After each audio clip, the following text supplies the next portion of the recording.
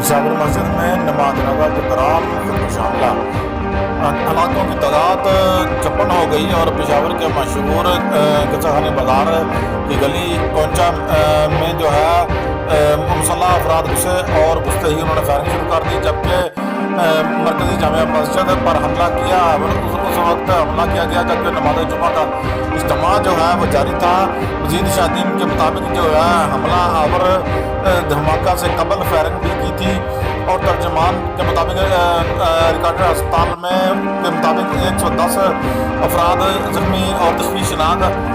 10 کا جو حالات ہے وہ تشویش ناک پائی جا رہی ہے، اور مزید